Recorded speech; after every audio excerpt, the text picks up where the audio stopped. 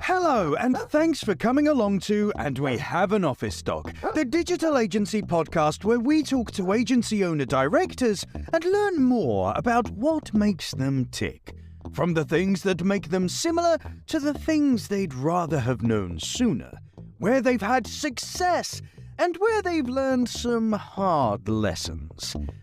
All will be revealed with your host, Chris Simmons, the agency coach, and he'll be talking to a different awesome agency person in each episode, asking them 4 questions and seeing where the conversation takes us over the next 25 minutes. Okay, so let us begin. Over to you, Chris. Thanks, voiceover guy. Okay, so let's begin. This is the first episode here, and I am lucky to have Ross Tavendale, MD of Type A Media. Hi, Ross. Hello, Chris. Thank you very much for inviting me on your first ever podcast. I hope there's a lot of firsts in here that won't be topped by other guests. Well, the good thing is with the first one, less people will listen to it, so I thought I'd just get an easy guy in first, you see. Oh, not with this Twitter here, mate. I get at least 10 people that follow me, you know. Just one retweet and it will go viral, I guess. That's it. And tell your server maintenance people to stand by. Yeah, I'm a bit worried about that. Maybe I'll send them an email after this. So firstly, this is the bit that you get the value out of, I suspect. So give us a bit of a plug.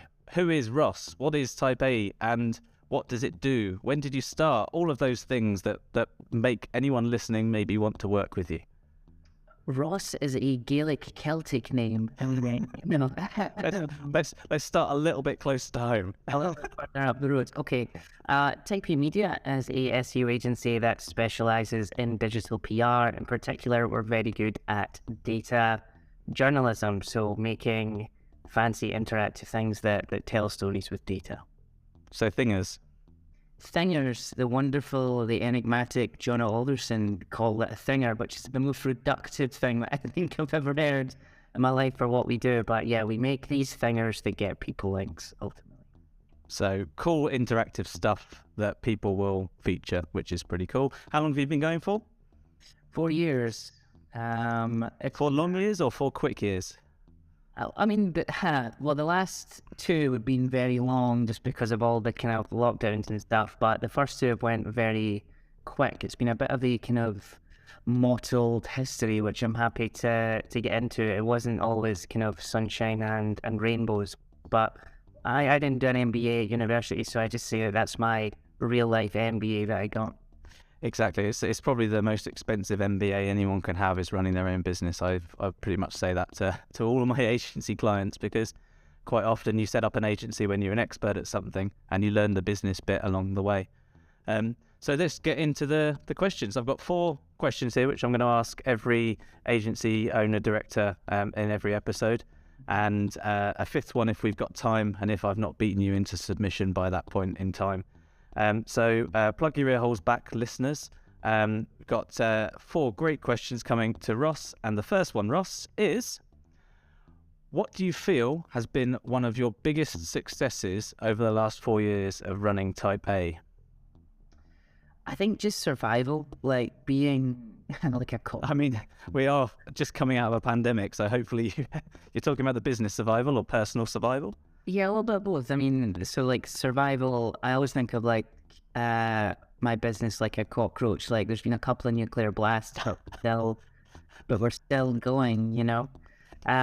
Survival in a couple of ways. I mean, when we first actually started Type A, it was birthed off the back of a company called Ideas Made that I bought into, in inverted commas. Which sounds very grand, but it was either put a deposit on a mortgage in Scotland, which is, 10 pence, or buy into this company in London. That's what I did. Was there for about 2 years, but then I fell out with the director and they put me through something called forfeiture, which kind of struck me off as a director with them. So that wasn't too fun. And out of the ashes of that came Type A. And we've just been going ever since, really. But survival, I think, is the big one. Like I'm proudest of is just dealing with a lot of punches to the mouth. Yeah, I think running an agency is often quite a lot of personal battles, both from a personal professional and from a at-home professional perspective as well. You do have to take a lot of knocks along the way. So the biggest success being survival. What would you put some of that survival down to, other than just surviving? I mean, I've got like the nice Disney answer, and I've got the real answer. I'll give us the Disney one first. Disney one first. We do good news, bad news here. All right, so it would be the resilience and loyalty of my team and their ability to deal with difficult situations and see things through, and the resoluteness of our clients trusting that we would get them into a good place regardless of what was happening in the world. Very Disney. And the realistic one? Cash in bank. Well, often they say cash is king, I guess, but it's true. Cash flow keeps things going. I mean, just having, so I was always ultra conservative. So having like a good cash runway, like a lot of people say 3 months, we typically hold a little bit more than that. And that allowed us to like have a big cushion during the pandemic. It meant that when we need to hire people, we can do so like preemptively instead of reactively, which is something that is a new thing for Type A. Certainly when we were first starting out, you couldn't just have a bunch of people on payroll just for the sake of it. But now we kind of can, which is nice. But yeah, I think that like cash runway is so important, and also just being like incredibly paranoid that something bad is going to happen. Those first couple of years, I was sitting on every single client call. So from Monday to Wednesday, I would just have calls from 10 till 6, back to back with all clients, and that just allowed me to keep this iron grip on the quality of work going out. However, that's just one of my ex-employees actually said to me as they were leaving to go to another agency in their exit interview. They said, it's kind of just like working for like a really good freelancer and we're in the background. I'm like, oh, right, that was a real good, but like that really sparked something in me to change things. Yeah, it's a struggle that a lot of agency owner directors have actually, because like I said in the opening, you often start your agency because you're technically great at what you do and you're able to sell yourself really well. The hardest part is trying to sort of learn how to delegate properly, and delegating isn't just giving people work to do. It is performance management and things like that, which is often harder. The hard bit around that is letting go, and it's your baby. You've crafted the services, you've crafted all of the documentation, you've brought the client in. You also feel a bit scared potentially about losing the client if you lose the connection with them potentially. I remember when I was running Optus a few years ago, I used to find it really hard to not see things done exactly how I wanted to. So I'm guessing that's a similar type of thing that you were talking about. It certainly was, and if I think back to some of my early employees and some of the stuff hoops I used to get them to jump through, I just think, God, they must have had the patience of absolute saints. I think with a lot of startups, not just agencies, that you're really at the mercy of whatever the kind of neuroses of the owner is. And we actually see it with some clients, like for small clients where you're talking to the owner, wow, very emotional, and all the little built-up traumas they've got over their life really comes out in the style of how they're a leader and how they run their business. But I think the biggie for me is that I'm really into logic. There's a great website called Thou Shalt Not Commit Logical Fallacies.com. Yes. Like, it's a big list of all the logical fallacies. And if I think about, okay, so you think you've got big brains, Mr. Tavendale, you go and hire this person to do a job, and then you train them, and then you don't let them do the job. I actually used to get people to deliverables, see they weren't quite right, and then redo them in secret without telling them. Like, how thoroughly mental is that? It's exhausting. Yeah. You just got to think, well, if you're so smart and you're hiring these people, like, what's going on? Yeah. And that's really, there's an inner game there where you just need to let go and trust I think the reason why people don't let go is not that they don't trust the other person that they've hired, it's they don't trust their own training and leadership yet, and that's where you get that neurotic stuff from. It's never about the other person, it's always the individual. Absolutely. I mean, leadership is a skill in of itself. It's very hard to be naturally good at leadership. It's also very hard to push yourself into a leadership role when you've started out for yourself and you've kind of built it all for yourself. It's very hard to do that, and oftentimes you spend an awful lot of time putting these things together, and the last thing you want to see is it come crumbling down around you because someone wasn't quite up to it, or you didn't spend the time delegating it properly. It's always on you if it goes wrong. So I guess the second question, which neatly sort of ties into this, if you were to go back, say, 4 years and talk to the younger, more sprightly, potentially slimmer Ross version of you, what would you tell him? What would you say? I would tell him that one day you're going to buy a chest size 46 blazer, which like I did not ever expect would happen. What would I tell him? I think I would probably, this is a bit personal, I'd probably tell him to go to therapy earlier, figure that stuff out, because I think a lot of the problems that you end up having as a leader is just all your own shit manifests into a company. Because a company, we never say our company's like a family. I think that's like very toxic, bad stuff. But at the start, that's what we actually said. It's like, we're like a family. But when I look back at it, it's like, we're not. We pay these people to come and work here. Like, that's really bad. You pay people to come over there and then you have an argument over dinner. Right, yeah, exactly. But the thing I would say is, at the start, I was listening to tons of like Gary Vee and Tony Robbins, all these guys. Mm-hmm. And one of the things Gary Vee kept going on about was like, oh, just reinvest into the company and grow and grow and grow. I think that was actually terrible advice for me, because if you're in a position where Gary Vee already had several £1 million of cash in his back pocket, sure. Whatever happens, he's okay, yeah. Yeah, but, my net worth coming out of the last agency I was with was whatever I was paid that last month. Yeah. Like hard zero. Yeah. So you're just in this kind of weird place where you don't have any personal security and neither does your business. And then you're thinking about adding more liability through hiring just because your ego's telling you it's a good thing to do. So what I would have said to the more sprightly Rods is put some money away first and build your own personal runway and get your finances in order before you start being Billy Big Balls with, hiring people. Okay, well that's reasonable. I wonder whether Ross back 4 years ago would have listened to that. Do you think? No, I mean, I'm still very impressionable, but one of the things I would also tell my younger self is just don't listen to anyone's advice, because it's so choice and it's so related to their own little weird, world. So I guess with quantum tunneling or something, we could send this podcast back to you. I just wouldn't listen. I wouldn't even listen to myself. I don't know my younger self anymore. My younger self would not recognize who I am today. So it'd be an interesting little thought experiment. But yeah.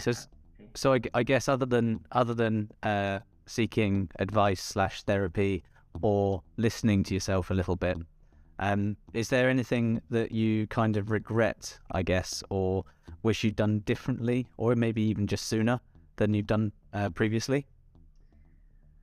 Yeah, I think not recording things and building compounding assets into the business I was running. So what I mean by that is I would start these little shows or these little, things for marketing. But I mean, technically I've been at it now for coming up for 8 years really, as a freelancer and then original agency, then Type A. But I don't really have a ton to show for it in terms of compounded value. Could you imagine if I was writing blog posts and landing pages 8 years ago and putting that on a site and reviewing things and getting into the industry more, that compound value over 8 years would be huge. So that's what I would say. I didn't really invest in building assets into the business. I was very concerned with sales. I was great at sales, and that was actually one of my downfalls.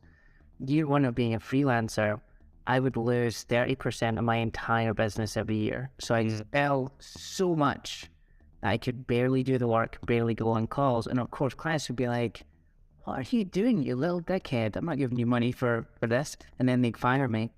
So I always had the sales thing nailed. Just the service and client happiness thing on year one. God, I must have been, 25 or something? Close. Fair enough. And I guess you have to learn some lessons the hard way. That's reasonable, I think. But if you consider what you can build as compounding assets as an agency owner now, rather than just the marketing, I think that, I mean, we've had conversations in the past where you personally spend a lot of time writing your standard operating procedures and building things that are templatable, that are not necessarily the things that get delivered to clients, but from an operations perspective. That sort of thing is essential to a growing agency, right? So when I work with lots of clients, they oh yeah, we've got all the systems, we've got the processes, we don't need to worry about that bit. And then you look at it and the process is a Word document with some bullet points, or the systems that they use are a very heavily overburdened, overladen version of Asana. And I think you used to use Asana. I remember we had that conversation in the past, and as did I with Optus, and it becomes very messy very quickly, and it's very easy to undo things by mistake, or change due dates without making things transactionable or even transparent. And lots of agencies build their business off the back of what they think is something because they've read a blog or they followed a book somewhere, and not having things that you can sort of compound over time that are assets inside the business is usually a lost opportunity. People come in, people leave, and you lose that knowledge over time, and you can't expect the new person to come in and be able to immediately learn all the stuff that's in someone's head. And I think, not just from a marketing point of view, but from an actual operations and growth point of view, it costs more to have to keep going backwards and forwards, doesn't it? Yeah, when it comes to like compounding assets in a business, I always used to think of it as an external thing, so compounding traffic, which is a very SEO thing to think. Actually, but internally, actually, that works as well. And I've been through that of like, our operating procedures were so vast, they became, it's a weird thing. It's like, you want to tell people like how to do the job, but also too much of that will kill their creativity, and it just becomes cumbersome and hard to use. So one of the kind of great things that we've been able to do is exactly that. We break our operating procedures down into questions. So because you need to think of like how it's being interacted with and how it's being searched for. Yeah. Because typically in those operating procedures, yes, when you first onboard a junior, they will probably go through it in a linear fashion. But after that, they've not, put all of that in their head. They need to go back and query what you've just built. So, if we're doing a document on keyword research, that needs 30, 40 different Q&A style videos so they can do that question and get the right thing. So just little things like that make quite a big difference. And you almost need a full-time person to be able to keep on top of that from a revisions perspective, not just making the revisions themselves, but also just keeping on top of the process for keeping on top of the things you need to keep on top of. I've found that quite a lot of the agencies that I work with over time, they often end up hiring someone whose direct role is operational efficiency stuff, so project management, but at the business level as opposed to the individual project level. And I think that quite often the amount of things you just talked about there, that's not enough. That's too much for one person to keep in their head, especially as the agency owner with all the other stuff going on. If you've got a person who's typically brilliant at operational procedures and project management, then you end up having that person help you along the way. Hey Ross, don't forget next week we need to re-record the section 2 of the keyword research document because this tool has changed or something like that. Yeah, internally having a process to change process, and that sounds like worries, but it's quite important. And then typically heads of department would be in charge of making sure that's all up to date. Yeah. So what's it? Agreed. I think that having the right people accountable for things is essential, but also being able to keep on top of the people who are accountable for things. It's a never-ending cycle, and no wonder nothing ever gets done, eh? So what would you say then, if someone is thinking right now, they're listening to this and they've heard all these things about going to therapy and have some cash in the bank and get your assets and things all sorted out. If someone was thinking, I'm looking to start my own agency, I'm going to leave in-house, or I'm going to leave the agency I'm working in, start out for myself and build my own agency, what would you say is like the one sort of core piece of advice you'd say to them on just first thing that they do if they're going to start out for themselves? I would ask them why they're doing it. I get that it kind of looks quite like fancy and there's a little bit of kind of prestige that goes with it and all the rest of it, but truly ask yourself why. If the answer is money, then an agency is not a good vehicle for you at the start, especially in today's market. Just being a day-rated freelancer, oh my god, like you could do incredibly well. Just to put it in perspective, like if an agency turns over £1 million, if they're amazing, what would that be? Like a 30% net would be phenomenal, groundbreaking work. That would be extraordinary. Right. If they had full-time staff as well, for sure. Yeah, so like if you're a publicist group agency, to be bought, you need a net of over 14%. So just let that sink in. To make 140 grand, you actually need to turn over £1 million. Now, to make 140 grand as a freelancer is still hard, but like making £1 million is really difficult. Yeah. So I would say just ask yourself why. If it's money, think about the freelance route first. If it's not money and you've got like really good ideas that you want to make something, you want to put together these processes, you want to build teams and all that sort of thing, and you can't really work with big brands and make a lot of impact as an individual unless you're a high level consultant, which for SEOs that doesn't really exist in our world a lot of the time. So if you were starting out now, I would make sure that you get your numbers right at the start. Realize that an agency is a formula business. And what I mean by that is, it's been done 1 million times over, and there is a formula to running these sorts of companies. It's not some, ingenious software startup where you need to be super creative. Like with your clients, the work you need to be creative, but with the business operations, it's a formula. Yeah. So that's what I would say to them. Yeah, I often call what you call a formula business a recipe, in the sense that it's the same cake everyone's trying to make, but you might add a pinch of this and a little bit of that and make it your own, but ultimately you still have to bake it at 140 degrees for 20 minutes, and you still have to mix things, and you still have to use the same base ingredients. That's why there's so many different agencies out there, and hence the name of the podcast, because almost every agency says results driven, so on and so forth, and we have an office dog, the chief morale officer and things. That's just because they're all baking the same cake. There are ways to be unique and your own, but that's where you add a little pinch of something to add the flavour, and that's where you add your specific skill set into creating these assets, like you do. For example, the thingers, as we call them in jest, are pretty bloody good, and that's because you've done something that other agencies can do, but you do it in a different way, and that's why it has the success that it does, I think. Yeah, getting a USP is very important. I would definitely niche down and don't be the everyman, especially when you start out, pick your niche and really kind of go after it. One thing I would also say is when you're thinking about USPs or you're thinking about copy for your website, it's very hard to be original. And one of the things that I quite like to do with other competing agencies is read their mission statements and what they stand for and stuff, and reverse it. So if they say, we exist to give our clients good results. Okay, well, if we reverse that and say we exist to give our clients shit results, that doesn't make any sense. So if it doesn't make sense in reverse, don't say it, because the words that you've just said are implicit, and you don't need to.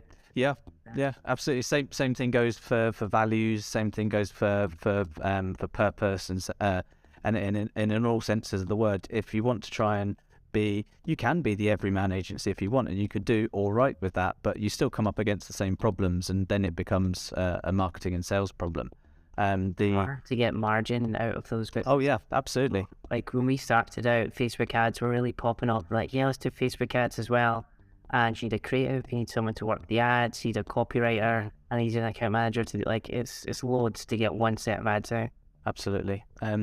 Yeah, I totally agree with you. I totally agree. And you know, for all the hard work, for all of the effort that you put in, and for all the time you put in, would you say that you would do it all over again?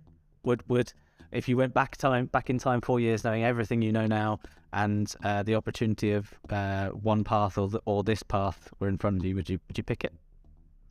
Yeah, but I think I'd maybe change the veracity that I kind of went at it. So because you're going to get tired, and then all these great plans don't always come 100% to fruition. So what I would actually say is just take it like that Bukowski thing. If you're going to go all the way, I would take it to the absolute nth degree, and don't be scared about taking it to the nth degree. When you don't see anyone else doing it, you get scared. Yeah. One thing you do is you're like, oh, no one else does it like this. This is a bit weird. The 4-day work week thing that we do, like, that's a bit weird. And that was scary to do that. But if you do it enough, scary things, you actually become emboldened. Like, there's a thing in World War II where people in the Blitz, they would, come out of the bomb shelters and see their next door neighbour's house had been flattened by a Nazi bomb. But they would actually feel more emboldened and emblazoned by it because of the near miss. They're like, can't get me, that sort of thing. Yeah. And the more you do those things that make you feel brave, that compounds. I would be focused on that as well, I think. Yeah, and I think if for anyone who's listening who runs an agency now or is looking to run an agency in the future, I think one thing on the point that you're making there, Ross, is don't bother with being on Twitter, or ignore people who are trolls on Twitter, because if you try doing something differently and you want to be brave and you want to go for it and you want to go to the nth degree, there's going to be someone who doesn't like it, and that's for them to worry about. There's plenty of good to come from trying hard and trying to do different things. When you did the 4-day work week, almost no other agencies were doing that sort of thing, if at all. It was scary because obviously you've had to operationally plan around that, but it could have easily backfired, and you stuck with it, and you did what you needed to do. There are some agencies out there that try different models. There's some agencies out there that try really hard to be big and bold and loud, and it's for other people to have their own opinion around that sort of thing, I think. So yeah. keep yourself strong to the thing that you try to do. And only change it when you've got something that shows that it wasn't the right way to do it. Yeah, keep it elegant. One of the things that we so we get these kind of values, and one of them is do not manage outputs, fix the inputs. And that means think about what you're doing in the strategy before you implement. And if you've got a bunch of stuff that feels messy or hard to manage, we don't need to throw more management at it. We just need to fix the problem that's creating the mess. Yep. That's another one that we can think about. Yeah, brilliant. Well, thank you very much, Russ, for joining me on the inaugural And We Have an Office Dog podcast. It's been great actually having this conversation. So hopefully anyone listening enjoys it and shares it. If they don't and no one listens, then that Twitter following you were talking about is a load of rubbish, Ross. But thanks for listening, everybody. And the next episode soon to follow. With another fabulous agency owner. So thanks very much, Ross. Thanks, Chris.